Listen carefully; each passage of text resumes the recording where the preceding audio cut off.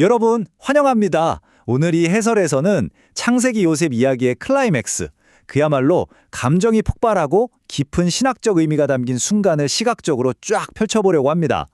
이 이야기는 단순한 고대 기록이 아니죠. 배신, 상실, 그리고 그걸 완전히 뒤집어버리는 엄청난 회복의 서사입니다. 자, 섭리와 회복이라는 렌즈를 통해서 이 놀라운 이야기 속으로 바로 뛰어들어 보시죠. 시작부터 굉장히 숨막히는 순간으로 들어가 보겠습니다. 한번 상상해 보실래요? 22년 전의 배신을 여러분은 과연 어떻게 용서하시겠습니까? 무려 20년도 더 된 과거에 자신을 노예로 팔아넘긴 바로 그 형제들이 지금 요셉 앞에서 자기가 누군지도 모른 채 엎드려 있습니다. 인간적으로 생각하면 당연히 복수심이 끓어오를 수밖에 없는 타이밍이잖아요. 과연 이 엄청난 긴장감 속에서 요셉은 어떤 선택을 할까요? 첫 번째 파트, 밝혀진 비밀입니다. 이 강력한 서사의 방향을 완전히 틀어버리는 충격적인 감정 폭발의 순간을 함께 살펴보겠습니다. 드디어 기다리고 기다렸던 요셉이 자신의 진짜 정체를 밝히는 순간입니다. 원문 자료를 보면요, 요셉이 방 안의 사람들을 다 물리고 나서 무려 22년 동안 꾹꾹 눌러왔던 감정을 터뜨립니다. 그 통곡 소리가 어찌나 컸던지 밖으로 쫓겨난 이집트 사람들은 물론이고 파라오의 궁전 전체에까지 다 들렸다고 기록되어 있어요. 그 긴 세월 동안 엉켜있던 서러움과 그리움이 말 그대로 댐이 무너지듯 한꺼번에 쏟아져 내린 거죠. 그런데 여기서 정말 소름 돋는 반전이 일어납니다. 복수의 칼을 빼드는 대신에 요셉은 자신의 그 끔찍했던 고난을 완전히 재해석해버립니다. 하나님이 생명을 구원하시려고 나를 당신들보다 먼저 보내셨나이다. 와, 이 고백 진짜 놀랍지 않나요? 자신의 그 억울한 과거를 단순히 형들의 악행으로 놔두지 않고 생명을 살리기 위한 하나님의 더 큰 그림, 그러니까 신성한 섭리로 바라본 겁니다. 이게 바로 이 이야기의 핵심 통찰입니다. 자, 그럼 두 번째 파트, 진정한 용서의 해부학으로 넘어가 볼까요? 요셉의 이런 내면적인 깨달음이 죄책감에 빠진 형들에게 어떻게 파격적인 은혜로 나타나는지 한번 깊이 파헤쳐 보겠습니다. 여기서 자료가 짚어주는 과거와 현재의 기가 막힌 대비를 한번 보시죠. 과거의 형들은 질투심에 눈이 멀어서 요셉의 상징과도 같던 채색 옷을 거칠게 벗겨버렸잖아요. 그런데 지금 요셉은 자신을 시궁창에 밀어넣었던 그 형들에게 도리어 새 옷을 선물하고 있습니다. 과거의 죄를 들춰내는 대신 풍성한 선물로 그들을 덮어주는 이 모습, 이게 바로 진짜 은혜가 작동하는 방식이라는 걸 아름답게 보여주고 있습니다. 게다가 이 용서의 스케일이 장난이 아닙니다. 이 숫자들을 보세요. 요셉은 자기 친동생 베냐민에게 무려 은 300개와 옷 5벌을 줍니다.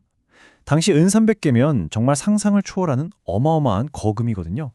이건 그냥 말로만 용서할게 하고 끝나는 게 아니라 요셉이 베푸는 은혜가 얼마나 파격적이고 문자 그대로 넘쳐 흐르는지를 확실하게 증명해주는 대목입니다. 그리고 고향으로 돌아가는 형들에게 요셉이 아주 뼈있는 한마디를 던집니다. 길에서 다투지 말라. 참 의미심장하죠. 요셉은 인간의 심리를 너무나 잘 꿰뚫어 보고 있었던 겁니다.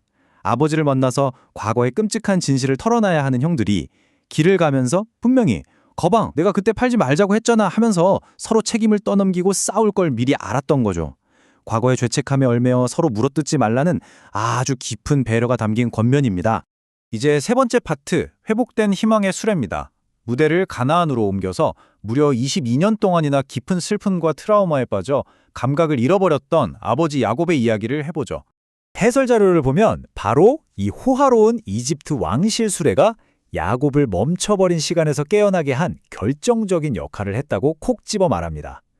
처음에 아들들이 요셉이 살아있습니다 했을 때 야곱이 믿었을까요? 절대 안 믿었죠.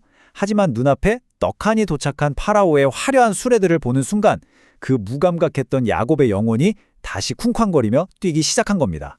왜 하필 수레가 그렇게 확실한 증거가 됐을까요? 당시 이 바퀴 달린 고도의 최첨단 운송수단은 거친 가나안 산지에서는 구경조차 할 수 없는 완전히 낯선 물건이었습니다. 그러니까 이 압도적인 수레들은 요셉이 진짜로 살아있고 심지어 이집트에서 막강한 권력을 쥐고 있다는 걸 두 눈으로 똑똑히 보여주는 완벽한 시각적 증거였던 셈이죠. 네 번째 파트, 이집트 안의 피난처입니다. 이제 가족들이 역사적인 재회를 위해 이집트로 향하는데요. 그들이 정착할 장소가 가진 전략적이고 영적인 중요성을 짚어보겠습니다. 그들이 향한 곳은 고센이라는 지역이었습니다. 그런데 이건 그냥 농사짓기 좋아서 덜컥 선택한 게 아니에요. 아주 치밀하게 계산된 영적 전력이었습니다. 세속적인 이집트의 우상 숭배 문화에 동화되지 않도록 일종의 지리적인 방어막, 그러니까 완충지대를 둔 거죠. 하나님이 약속하신 대로 이 작은 가족이 거대한 민족으로 폭발적으로 번성할 수 있도록 마련된 완벽하고 안전한 인큐베이터가 바로 고센이었던 겁니다. 드디어 마지막 5번째 파트, 파라오를 축복하다입니다. 야곱이 당시 지구상에서 가장 강력한 권력자와 마주하는 정말 소름 돋는 역할 역전의 순간에 도착했습니다. 이 기막힌 내비를 한번 머릿속에 그려보세요. 한쪽에는 당대 알려진 모든 세계를 지배하는 최고의 권력자, 파라오가 있고, 다른 한쪽에는 인생의 온갖 풍파를 겪으며 지치고 늙은 유목민 야곱이 서 있습니다. 세상의 잣대로 보면 도저히 게임이 안 되죠. 그런데 놀랍게도 이 초라해 보이는 노인이 그 거대한 제국의 통치자를 당당하게 축복합니다. 영적 권위가 세상의 권력을 완전히 압도해버리는 참으로 아름답고 웅장한 장면 아닙니까? 자, 오늘 이 해설을 마무리하면서 여러분께 깊이 생각해 볼 만한 질문을 하나 던지고 싶습니다. 만약 하나님께서 우리의 가장 깊고 쓰라린 고통조차도 그분의 거대한 목적을 위해 사용하신다면 오늘날 우리는 우리 삶에 새겨진 요소들을 어떻게 바라봐야 할까요? 요셉의 상처와 야곱의 상실이 엮여서 이렇게 놀라운 회복의 테피스트리가 된 것처럼 말이죠. 오늘 함께 나눈 이 이야기가 여러분의 삶을 새로운 시선으로 해석하는 작은 실마리가 되기를 바랍니다. 끝까지 함께 푹 빠져들어 주셔서 정말 감사합니다.